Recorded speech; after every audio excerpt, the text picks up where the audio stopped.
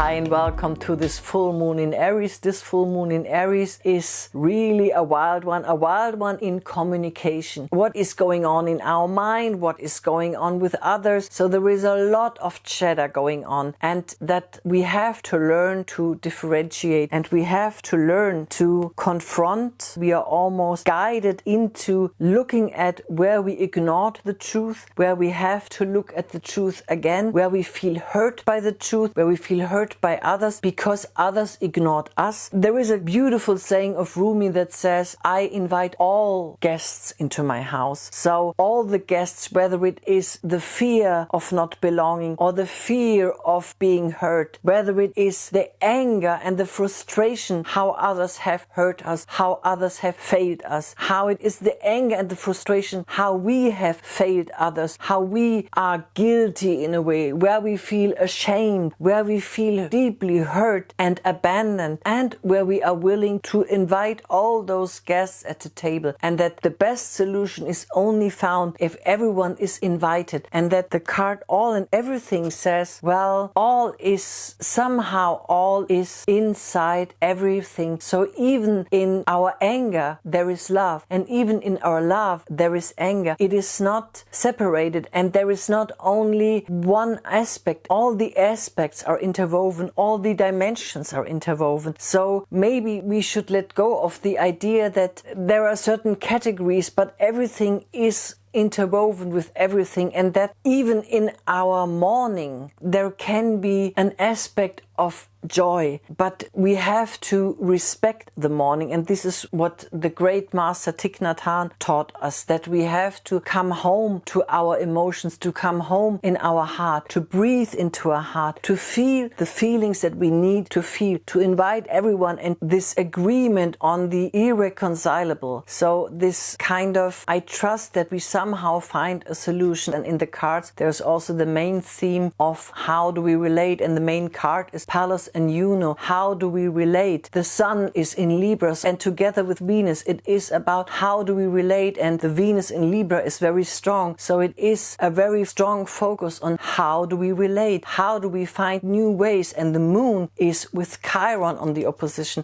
The Moon is with Chiron and says, I am so hurt in relationships, I am so wounded in relationships, and is together with Aries. So there is a lot of rage in this wounding, and there is a lot of rage also in relationships, and that all aspects are allowed to be. I mean, Mercury is still in opposition to Jupiter and Neptune. There is a tendency to lies, there is a tendency to deceit, there is a tendency to smoke bombs, but there is also this air trine. During Mabon we had the earth trine, where I would say during this difficult autumn and challenging winter there will be a new paradigm born. So it is something new that it is materializing for the collective. That is very beautiful. So maybe, as I said before, those smoke bombs are needed. But during this time the focus is more on communication and also new ideas. Air trines are always new ideas, the flexible mind, new horizons, widening the horizons, new solutions. But there is also too much chatter going on, too much mind chatter also in ourselves. So we have to declutter. We have to declutter what is what we need and what we don't need. And maybe what is something that will help us during that time is Mercury still in a trine, thank God, to Pluto. Pluto is about empowerment, and the truth will set you free, and the truth will also empower you. So you will feel when you talk to people, when you talk in yourself, to yourself, what are the thoughts that are empowering me? What are the talks that are empowering me? And the true power always comes out of stillness, not out of too much chatter, and sometimes will be too much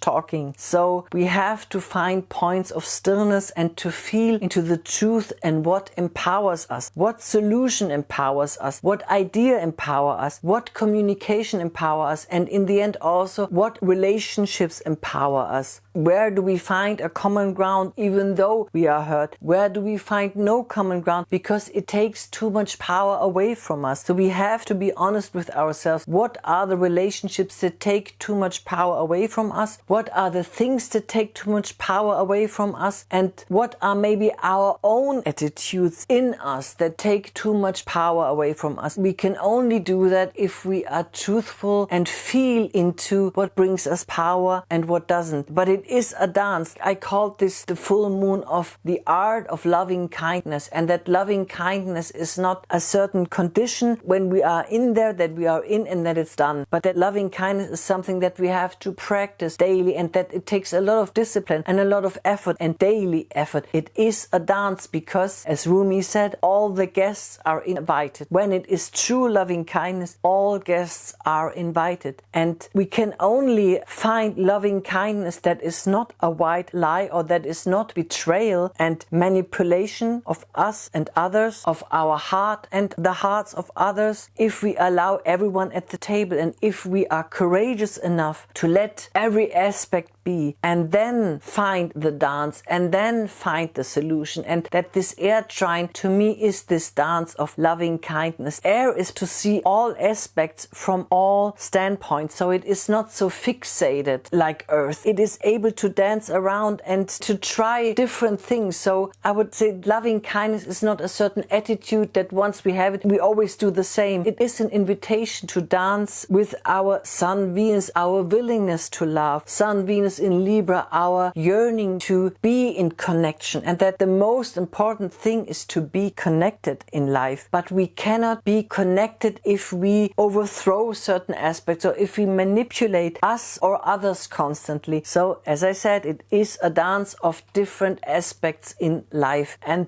I mean, Mercury is in a square to Mars, and in this trine to Pluto, a part of the opposition to Jupiter, Neptune. So, as I said, Pluto is empowerment, and we will feel the difference between the small frustrations of Mars and Pluto, because if we stand in truth and the liberation of truth, the small things that frustrate us will not bother us. So, for example, if I feel a certain thought is true, a certain way to communicate is true, what I want to communicate is true, then this empowers me. And even though I might lose some aspects in my communication, that isn't important, because I will feel what empowers me, makes me able to let go of small details that are in the end aren't important. I would say this full moon is an invitation to dance. It is an invitation to learn the art of loving kindness. It won't be easy. We are all hurt, and all beings are hurt. Everyone who is materialized on this earth is hurt. It is an aspect of being alive in a body. So honoring that, and out of this honoring, finding new solutions that are more serving our relationships and also the way we relate to ourselves. So I wish you a wonderful moon, and a moon that enables us, because a full moon can be an ending, or can be a culmination, or can be a spotlight onto something. So the spotlight now is on our relationship, and the way to relate in a new way, and to learn the art of loving kindness. Till next time, namaste.